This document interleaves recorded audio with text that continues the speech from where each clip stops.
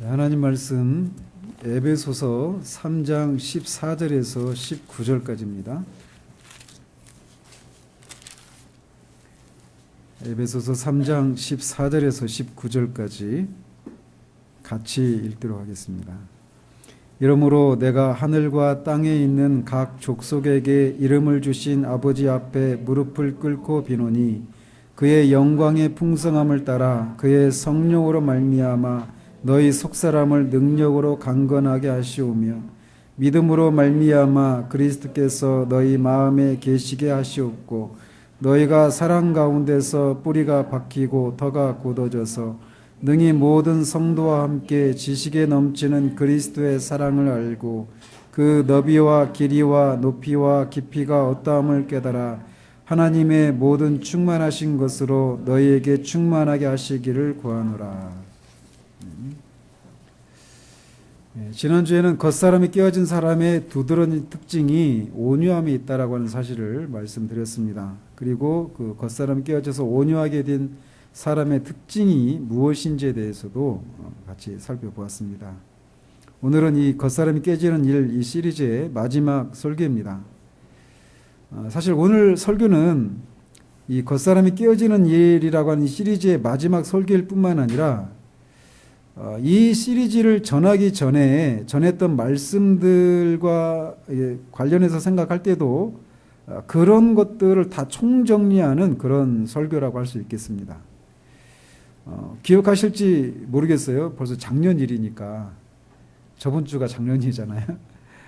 그래서 우리가 이 겉사람이 깨어지는 일 앞에 오웹의 영적 성장의 길이라고 하는 제목으로 말씀을 한 2달 넘게 살폈고, 또 수요 기도회에서는 십자가를 경험하라고 하는 그런 제목으로 이렇게 말씀을 같은 기간 있게 살폈습니다.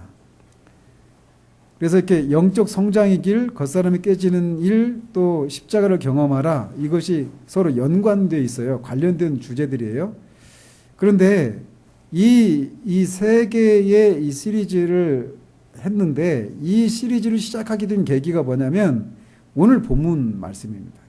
특별히 에베소서 3장 16절 17절에 성령으로 말미암아 너희 속사람을 능력으로 강건하게 하시오며 믿음으로 말미암아 그리스도께서 너희 마음에 계시게 하옵시고라고 하는 이 말씀으로부터 시작이 된 거예요. 모든 사람들은 믿어서 그 안에 그리스도께서 성령을 통해 그 안에 내주에 계시는데 왜 또 여기 이미 그리스도가 계신데 너희 마음에 계시게 하시기를 구하는가? 이 문제를 언급하면서 이제 이런 주제들로 나온 거거든요. 그래서 기회가 되면 에베소서 3장 16절 17절 또 영적 성장의 길 십자가를 경험하라 겉사람이 깨어지는 일 이 세 시리즈의 말씀을 같이 꼭 들으시기를 바랍니다. 따라서 말씀드린 것처럼 오늘은 이렇게 관련된 모든 말씀들을 최종적으로 정리하는 그런 시간이라고 할 수 있어요. 사도는 에베소의 성도들의 속사람이 강건해지기를 위해서 기도합니다. 그런데 그 속사람이 강건해지는 길이 뭐냐? 그의 자아가 성령에 의해서 완전히 통제가 될 때 가능한 것이다 라는 겁니다. 우리가 지금까지 해온 결론에 따르면. 그래서 성령은 우리의 자아 혹은 속사람에 대치되는 겉사람을 깨뜨리는 일을 하신다라는 것이죠.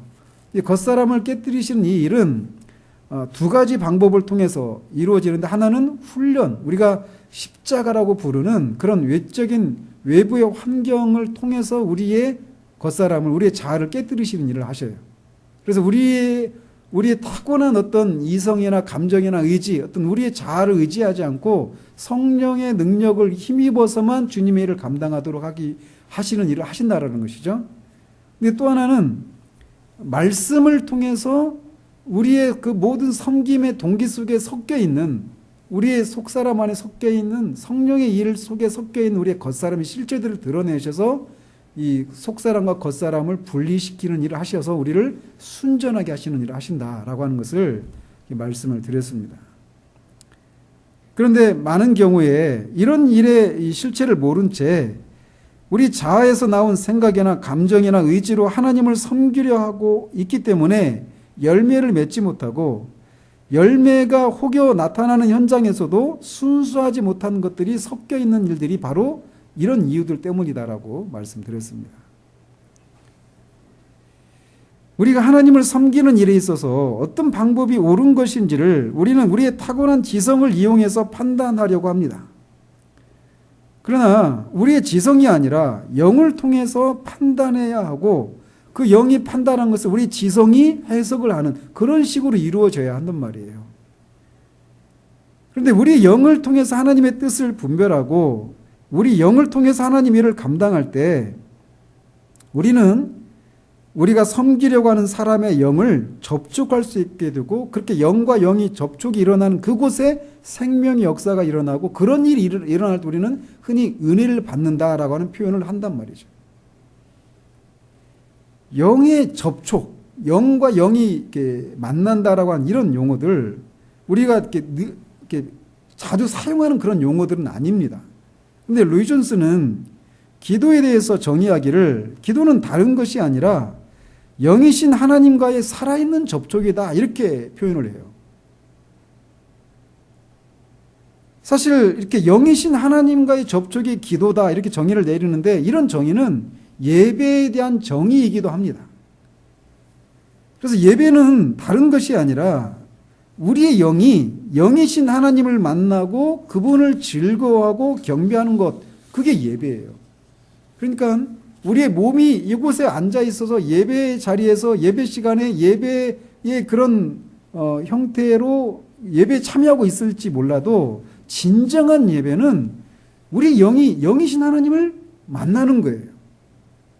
그리고 그 하나님을 우리가 즐거워하고 경배하는 거, 그분과 교제를 나누는 거, 이게 예배인 거예요. 그래서 우리가 흔히 예배를 통해서, 말씀을 통해서 은혜를 받는다라고 할 때 그 실체가 뭐냐면 그거예요. 영과 영의 접촉이 일어나는, 그게 예배예요. 그게 기도이고, 그 현장에서 생명의 역사가 일어나는 것이란 말이죠. 이렇듯 하나님과 우리 사이의 관계는 영의 접촉을 통해서 이루어지는 것입니다. 이게 진짜 기독교예요. 기독교는 그냥 불자들이나 다른 종교와 같은 것이 아니에요. 살아계신 하나님과의 살아있는 접촉이에요. 우리 영이 그렇게 하나님을 만나고 그분과 교제를 나누는 거예요. 그냥 정해진 그런 기독교적인 삶의 원리들을 배우고 그런 지식들을 얻고 그 삶의 원리들을 따라서 그냥 살아가는 것, 이게 기독교의 전부가 아니라는 것입니다. 기독교는 살아계신 하나님을 만나는 거예요. 그게 진짜 기독교입니다. 그리고 이런 영의 접촉은 영이신 하나님과 우리 영과의 접촉에서 뿐만 아니라 사람과 사람 사이에서도 이런 것이 가능하다라는 것입니다. 그리고 있어야 한다라는 거예요.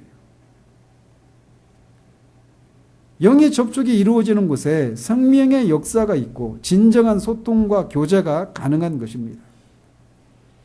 그래서 우리가 흔히 말씀을 들으면서 은혜를 받는다라고 말할 때, 그것은 다른 것이 아니라 우리가 말씀을 들으면서 그 말씀을 듣는 그 속에서 설교자의 영과 여러분의 영이 만나는 거예요.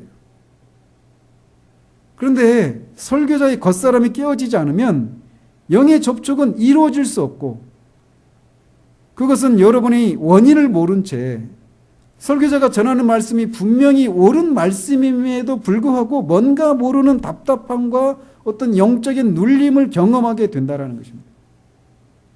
겉사람이 깨어지지 않으면 그런 일이 일어나는 거예요.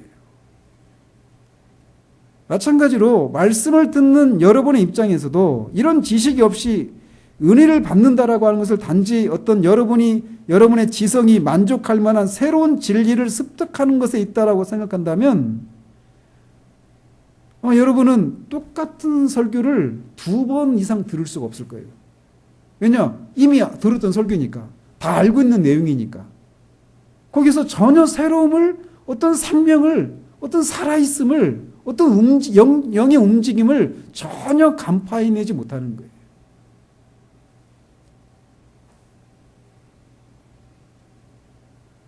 따라서 은혜를 받는다라고 하는 것은 그 가르침을 전하는 사람의 머릿속에 있었던 어떤 지식을 여러분의 머리로 옮겨주는, 그래서 여러분의 머리에 그런 지식이 쌓여가는 것, 없었던 지식이 쌓여가는 것, 어떤 체계를 갖추는 것, 이게 은혜를 받는 게 아니에요. 은혜를 받는 것은 교리의 문제가 아니라 영의 문제라고 하는 것을 우리가 알아야 합니다. 따라서 우리는 설교를 들을 때도 영을 접하는 그런 일이 있어야 돼요. 그리고 설교자를 위해서 기도할 때도 마찬가지고, 여러분이 말씀을 듣기 전에도 기도해야 될 것이 바로 이거예요. 우리 영이 말씀을 통해서 그런 영과 영의 그런 접촉이 일어나서 생명의 역사가 일어나기를 구해야 돼요. 설교자가 그렇게, 이게 있잖아요. 이게 겉사람이 깨어지는 이 일은 어느 순간에 일어나는 일이에요. 그런데 그게 항상 그 상태로 있는 게 아니라는 사실들을 기억해야 돼요. 우리가 생활에 그 마음이 둔하여졌다 이런 표현하면서 이게 이방인의 특징이기도 하지만, 그리스도인이 생활의 염려나 이생의 어떤 염려들, 어떤 방탕함과 술 취함, 이런 이유들로 인해서 우리의 마음이 둔해질 수도 있다는 얘기를 말씀을 드렸잖아요. 겉사람이 깨어졌음에도 불구하고, 그래서 영이 흘러나온다, 영과 영이 접촉한다, 이런 것이 무엇인지를 알아요. 분별해낼 수도 있어요. 그런 경험이 있어요. 그러다 그것이 오늘 현재적으로 그렇다, 그런 경험이 날마다 항상 그런 상태를 보장해 주지는 않는다라고 하는 사실들을 기억해야 돼요. 오히려 영이, 그 이삭이, 아브라함이 팠던 그 우물이 블레셋 사람들의 오물로 그 우물이 다 막아져 가지고 그 밑에는 물이 있지만 그 블레셋의 오물에 의해서 그 신선한 물을 직접 끌어 마실 수 없었던 것처럼 그런 일이 다시 일어날 수 있다는 사실들을 기억해야 돼요. 영이 봉쇄될 수도 있는 거예요. 해방이 되었다, 깨졌다가. 이거는 여러분이 개인적으로 성경을 읽을 때도 마찬가지입니다. 그래서 처음 성경을 읽을 때 몰랐던 지식들, 어떤 사건들, 이런 것들을 이렇게 쌓여가면서 그런 것들을 알아가는 어떤 기쁨을 우리가 누릴 수 있습니다. 우리가 지적인 그런 것이 만족되는 데서 오는 그런 기쁨이 있거든요. 그러니까 여러분이 그 뭐 수학, 어려운 수학 이런 것들을 막 풀어갈 때 막 화나고 답답하고 그러다가 뭔가 그게 뭐 맡겼던 것이 딱 풀릴 때 막 그런 쾌감이 있죠. 있죠. 그게 수학의 묘미거든요. 근데 그런 것처럼 성경을 읽으면서 우리가 몰랐던 어떤 그런 지식들을 깨닫고, 그 깨달았던 지식들이 막 여기저기 쪼가리 흩어져 있는데, 그것들이 어떤 말씀을 듣고 하면서 이렇게 체계로 딱 체계가 잡힐 때 우리의 머리가 시원해지고, 거기에서 오는 그런 어떤 기쁨들, 그런 쾌감을 누릴 수도 있어요. 그런데 은혜를 받는 것이 단지 그렇게 어떤 지식을 습득하는 것이라고 생각한다면 그런 기쁨들은 얼마 가지 않아서 사라지기 마련이에요. 왜? 그 지식은 계속 그렇게 여러 번 성경을 읽다 보면 이제 모르는 내용들이 없거든요.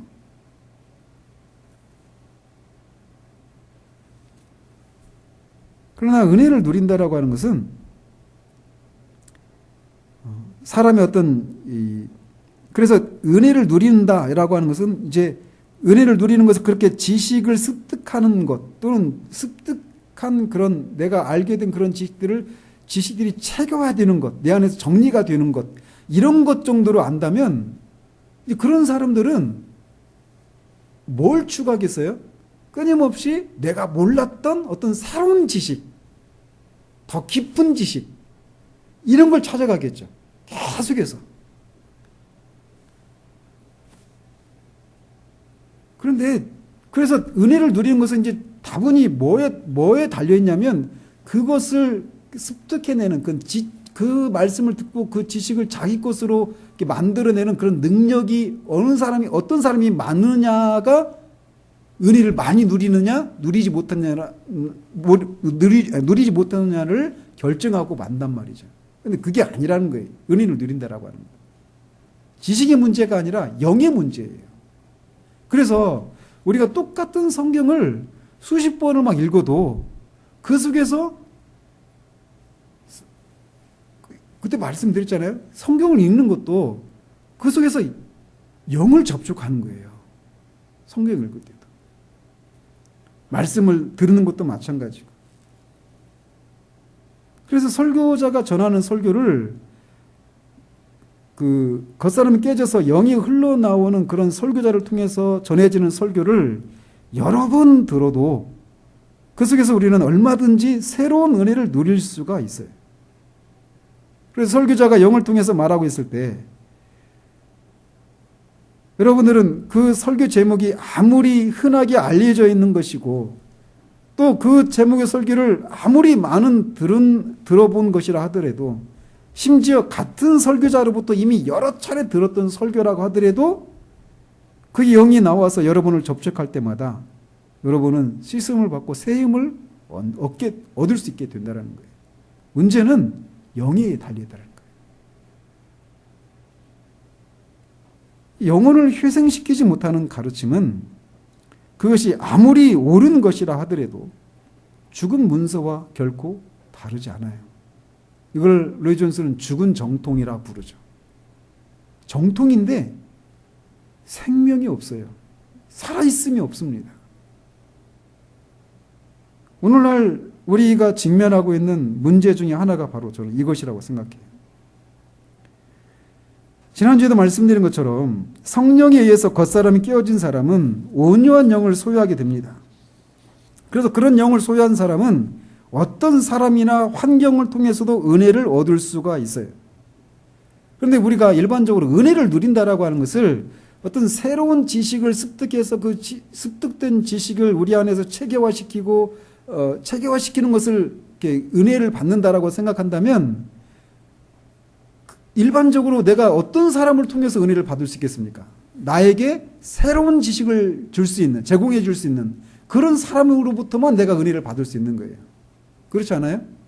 그러니까 어떤 교회에서 신앙생활을 하면서 그분이 굉장히 어떤 깊이가 있는 그런 말씀들을 전해요. 학문적으로, 신학적으로, 체계적인 그런 말씀을 듣고 있었던 사람들이 그렇지 않은 전혀 체계적이지도 않고 어떤 그런 말씀의 깊이도 없는 그런 교회에 가서 말씀을 듣고 은혜를 누린다. 이게 가능하겠어요?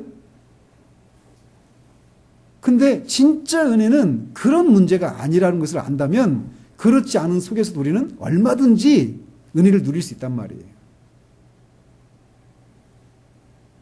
그래서 온유한 영을 소유한 사람은, 겉사람이 깨어져서 온유한 영을 소유한 사람은 일반적으로 어떤 면에서든지 나보다 어떤 면이 특별한, 더 탁월한 사람으로부터만 은혜를 받을 수 있다. 이런 통념과는 다르게 나에게 어떤 도움을 구하는 사람에게서조차도 은혜를 누릴 수 있다는 거예요.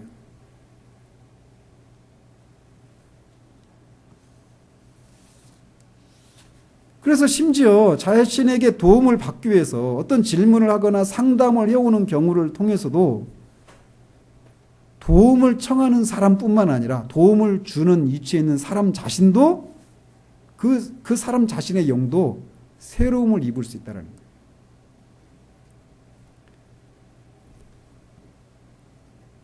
깨어진 사람들에게는 이런 특이한 점이 있어요.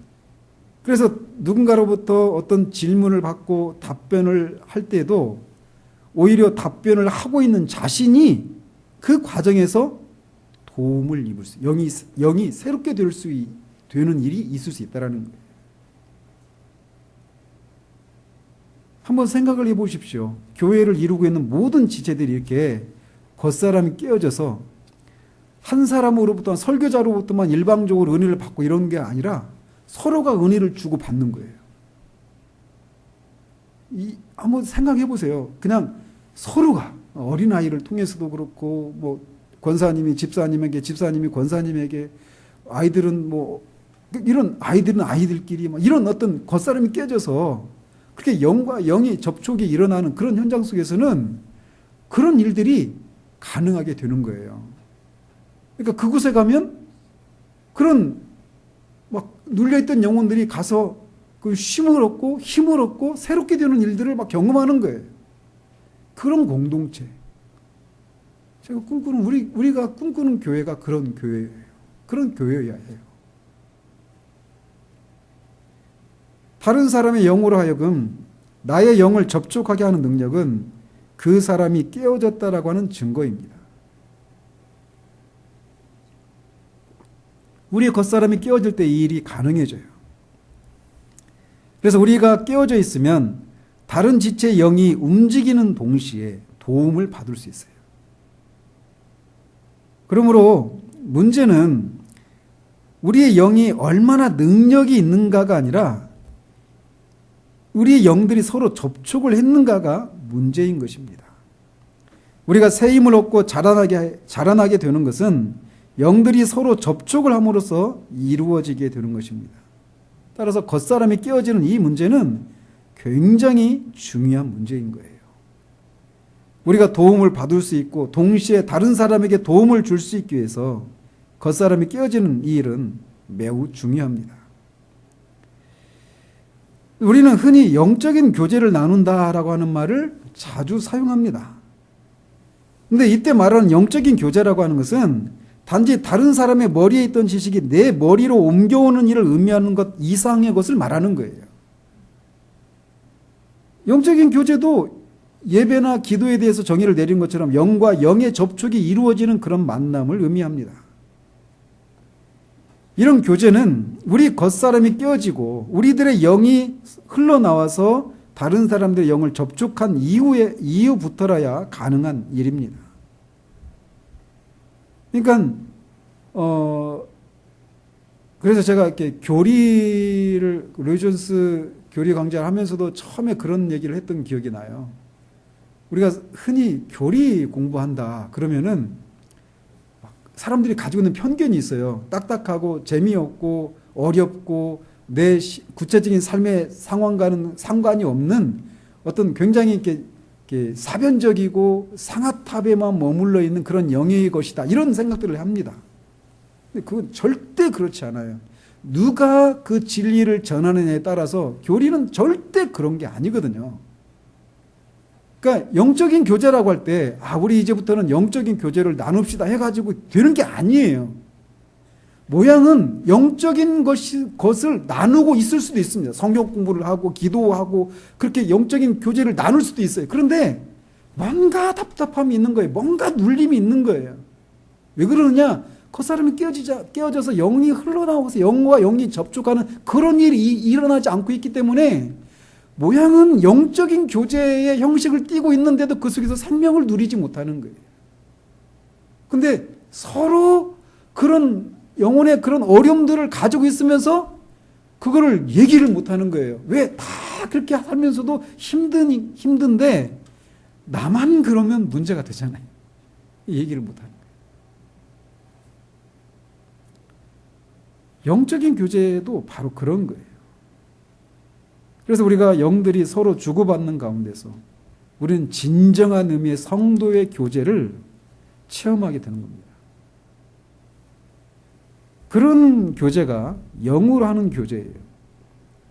어떤 사상이나 지식이나 정보를 서로 주고받는 것을 의미하지 않습니다. 영과 영이 접촉하는 그런 교제가 이루어지지 않을 때 우리 영은 눌려요.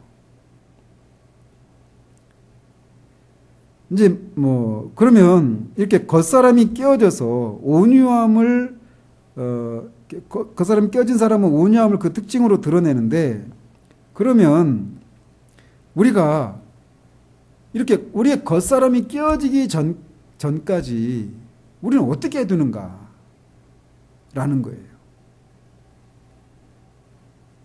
우리의 겉사람이 깨어져서 진짜 우리 영이 흘러나오는 그게 진짜 기독교고 그게 진짜 영적인 그런 생활인데 그런 일이 일어나기 전까지 우리는 어떻게 해야 되는가?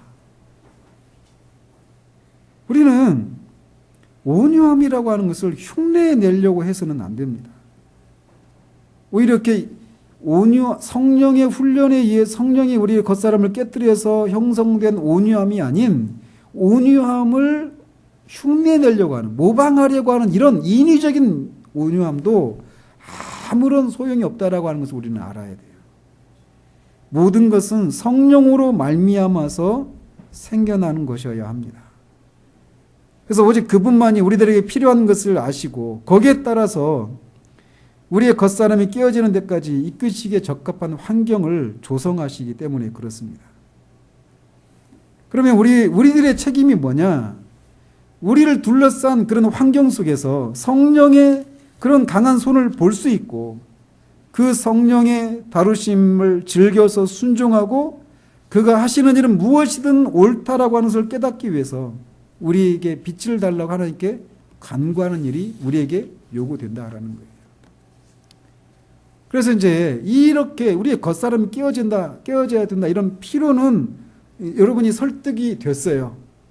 그러면 이제 이런 질문이 생긴다라는 것이죠. 이렇게 겉사람이 깨어지는 것이 우리가 흉내내는 것으로 가능한 것이 아니라 성령의 역사로 말미암은 것이라면 우리는 그런 육신의 활동이라고 생각하는 모든 활동들은 중단해야만 하는가? 즉, 그 일을 행하시는 성령으로부터 큰 빛이 임할 때까지 그저 수동적으로 기다려야만 하는가라고 하는 질문이 생겨난다는 거죠. 성령께서 우리의 겉사람을 깨뜨리시기까지 우리가 해야 할 일은 그저 수동적으로 그런 일을 해주실 때까지 기다리기만 해야 되는가? 그렇지 않다라는 겁니다.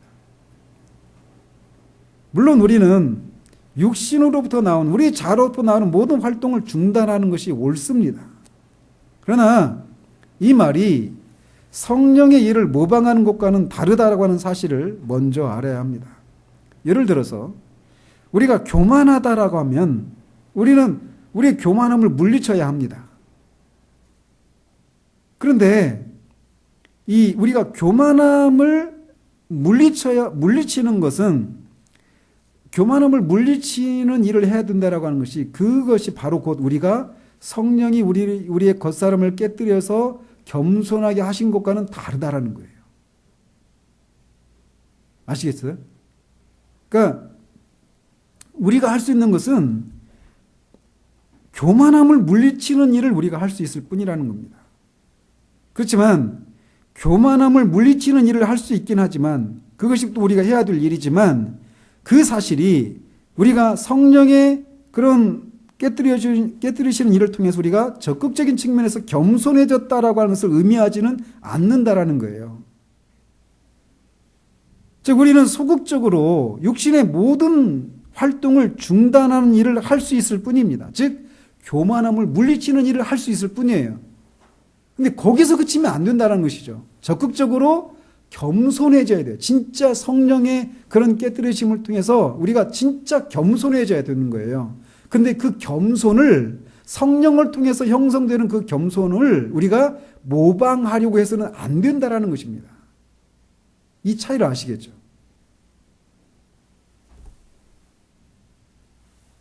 우리에게 알려져 있는 육신의 모든 활동에 우리가 모든 활동을 중단하는 것이 분명하지만 성령에 의해서 형성된 그런 적극적인 그런 덕성들, 겸손함, 온유함 이런 것들을 우리가 흉내내려고 해서는 안 된다는 거예요. 우리가 해야 할 것은 주님께 우리 자신을 의탁하고 주님이 그런 일을 내 안에서 해주실 것을 이렇게 부탁하며 주님을 의지하는 일, 그것이 우리가 해야 될 일이라는 것입니다. 성령의 훈련을 통해서 겉사람이 깨어져 형성된 그런 적극적인 덕행들과 덕성들, 그런 품성들과 단지 겉으로 드러나는 것을 모방하는 것과는 전혀 다릅니다. 그래서 온유한 척, 겸손한 척 하는 것은 모두 외적인 것을 모방하는 것, 흉내내는 것에 불과합니다.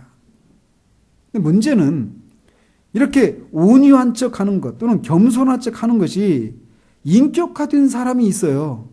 그래서 자신조차도 그것이 자신의 참 모습이라고 착각하게 되는 경우들이 있다는 겁니다. 그런 사람에게 그의 오류를 깨우쳐주는 일은 정말 쉽지 않습니다. 그런 사람은 거짓된 것으로부터 참된 것을 구별할 수 없기 때문에 그래요. 따라서 우리는 이 성령이 겉사람을 깨뜨려서 형성한 그 적극적인 그런 덕성들, 이런 것들을 겉으로만, 외적으로만 흉내내려고 하는 일을 해서는 안 돼요. 우리가 할 수 있는 것은 다만 소극적인 측면들 있잖아요. 겸손과 반대들은 이런 이 교만함을 물리치는 그런 일들을 할 수 있을 뿐이에요. 그리고 실제로 성령께서 우리 안에서 그렇게 겉사람을 깨뜨리셔서 그런 적극적인 그런 덕성들을 우리 안에서 형성시켜 주실 것을 기다리는 것. 그리고 그것을 위해서 성령께서 우리를 훈련하실 때 그 성령께 순종해 나가는 일들을 하는 과정을 통해서 그런 적극적인 덕성들이 형성이 되는 거라는 사실들을 기억해야 합니다. 따라서 우리에게 요구되는 것은 정직한 거예요. 없는데 있는 척 하는 거. 아닌데 긴 척 하는 거. 그래서 사람 앞에서나 하나님 앞에서나 정직이 최선의 정책입니다. 정직해야 돼요. 그래서 자연스러워야 되는 거예요. 그러니까 막 겸손한 척 하는 거, 온유한 척 하는 것과 그것이 아직 형성이 안 돼서 교만을 물리치려고는 하고 있지만 교만한 것을 물리치려고 하는 것도 소극적인 측면에서만 아직 이렇게 머물러 있는 그런 사람들은 오히려 행동이 자연스러워요. 그죠? 근데 없는데, 온유하지 않은데 온유한 척 하려고 하는 이런 사람들은 자연스럽지가 않아요. 막 속에서는 막 천불이 나죠. 불이 끓는데 하나도 화가 안 난 척. 막 그렇게 자연스럽지가 않은 거죠. 정직해야 된다는 거죠. 그래서 우리는 겉사람이 깨어져야 한다라고 하는 이 사실을 우리가 정말 그것이 정말 중요하다라고 하는 것. 하나님이 일을 하는 데 있어서 또 우리가 뭐 다른 표현으로 그리스도의 그 성품이 우리 안에서 형성되는 그런 일들, 우리가 개인적으로 은혜를 누리고 은혜를 끼치고 하는 이런 일들과 관련해서 겉사람이 깨어져서 겉사람 안에 이 갇혀 있는 그 옥합 안에 있는 그 향유가 옥합이 깨뜨려져야 그 향유가 나와서 방안을 향기로 채우는 것처럼 우리의 겉사람 안에 있는 속사람이 그렇게 영이 흘러나와야 그런 생명의 역사들이 하나님의 일들의 그 열매들이 맺히는 일들이 일어나게 되는데 그것의 그 중요성들을 여러분들이 깨닫고 내가 이런 것들을 모르고 있었거나 아니면은 이것의 중요성들을 그렇게 몰랐다라면 이제 이런 말씀들을 듣고 그걸 깨달았어요. 근데 그런 걸 깨달았을 때 우리가 해야 될 것은 그런 일이 일어날 때까지 우리가 없는데 있는 척 모방하고 인위적으로 그런 외적인 그런 모습들을 흉내내려고 하는 이런 일들을 해서는 안 된다라는 사실들을 기억해야 합니다. 그래서 사도가 속사람이 강건해지기를 위해서 성령께서 너의 속사람을 능력으로 강건하게 해주시기를 위해서 기도하잖아요. 속사람이 언제 강해지겠습니까? 그것은 겉사람이 깨뜨려지는 것을 통해서 강해지는 거예요. 사도가 그 3층천에 올라가고 나서 그 본 것이 너무 크고 놀라운 것이어서 하나님께서 그를 자고하지 않도록 하기 위해서 육체의 가시를 허락하잖아요. 그리고 그 가시가 자기에게서 떠나갈 것을 3번 구했지만 하나님이 떠나가게 하지 않으시죠. 뭐라고 말씀하셔요? 네가 약한 데서 내 은혜가 온전해진다라고.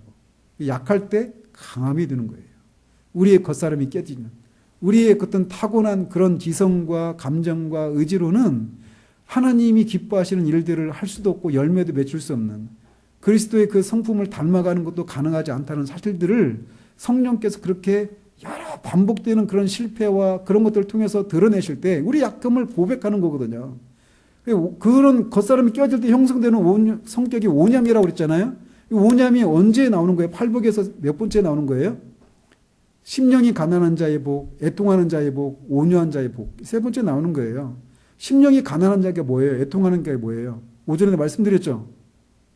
자신이 하나님 앞에 절망적인 존재라는 사실이에요. 하나님의 전적인 은혜가 아니면 하나님 앞에 설 수가 없다는 사실이에요. 하나님을 기쁘시게 해드릴 수 없다는 사실이에요. 그걸 깨닫는 데서 오는 자기 절망 가운데서 오는 영적인 그런 이 궁핍함을 결핍을 느끼는 거예요. 거지와 같은 심정으로. 하나님 나를 불쌍히 여겨주시기. 거기에 어떤 자기 안에 있는 어떤 것을 의지하는 것들이 낄 수 있겠습니까? 절대 낄 수가 없는 거예요. 그리고 그런 현실을 인해서 애통해하는 거예요.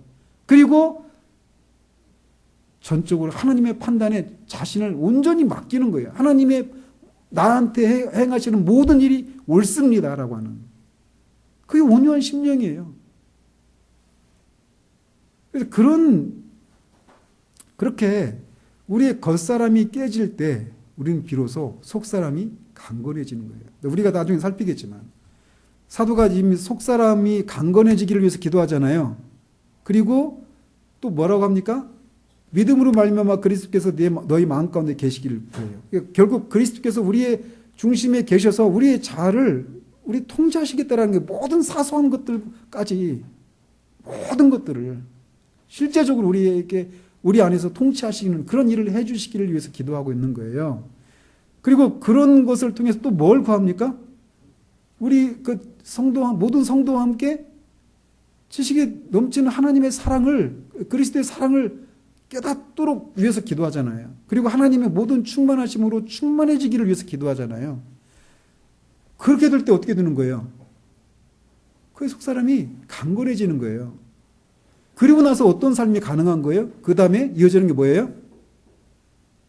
그게 3장이잖아요. 3장 다음에 몇 장이에요? 4장이죠.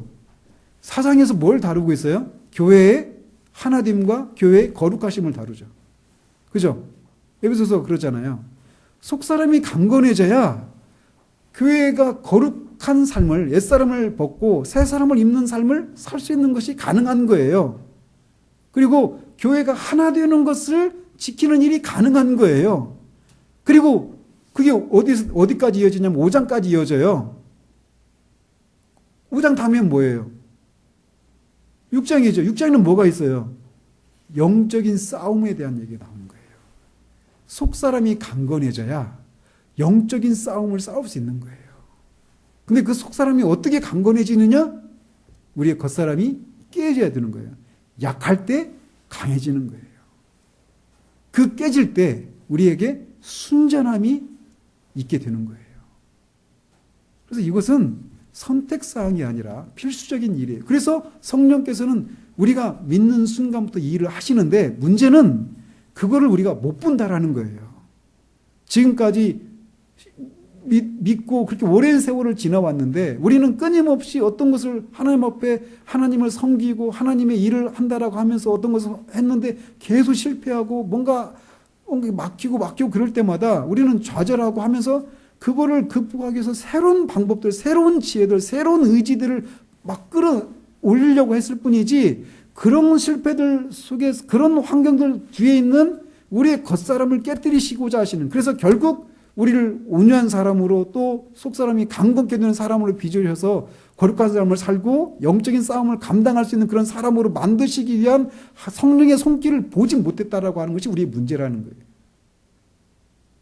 그래서 그거를 볼 수 있도록. 그래서 우리가 그런 삶을 살 때 우리 존재가 실제로 그리스도처럼 그런 삶을 살 수 있는 거예요. 죄를 이기고 세상을 이기고 우리 육체의 정욕을 이기고, 또 적극적으로는 그리스도가 사셨던 그 삶을, 하나님을 사랑하고 이웃을 사랑하는, 또 사탄과 대적해서 싸워서 승리한 그 삶을 살 수 있게 된다는 겁니다. 이것이 그 에베소서 3장 16절 17절 영적 성장의 길, 십자가를 경험하라, 이 겉사람이 깨지는 이것이 서로 그런 면에서 연결이 되어 있다는 것을 알고 정말 우리의 눈을 열어주시기를, 그리고 성령께 우리가 그 성령의 손길들을 발견하고 성령께 순종하는 것을 통해서 우리가 점점 우리 안에서 그리스도가 드러나는 그런 삶을 살아내는 우리 모두에게를 주님의 이름으로 축원드립니다. 기도하겠습니다. 하나님 아버지, 우리의 겉사람을 깨뜨리는 일에 대해서 지금까지 2달 동안 다루어왔습니다. 또 그 전에 영적 성장의 길에 대해서, 동시에 십자가를 경험하라고 하는 그런 시리즈를 통해서, 에베소서 3장 16절 17절의 사도의 기도를 통해서 우리가 이 동일한 주제를 여러 측면에서 살펴왔습니다. 하나님, 우리에게 깨달음의 깊이를 더해 주시고 무엇보다도 우리의 눈을 열어주셔서 우리를 깨뜨리시고 강건케 하시고 또 순전하게 하시는 그 성령의 손길들을 우리를 둘러싼 삶 속에서 하나님 볼 수 있도록 도우셔서 우리가 정말 그렇게 깨뜨려져 속사람은 강건하고 온유한 그리스도의 그 덕성을 드러내는 그런 사람들이 되어 죄를 이기고 세상을 이기고 또 마귀와의 싸움에 승리하는 그런 삶을 살아가는 또 서로에게 그런 생명의 역사를 은혜를 끼치고 받고 하는 그런 사람들이 될 수 있도록 하나님 도우시기를 원합니다. 예수 그리스도 이름으로 기도합니다. 아멘.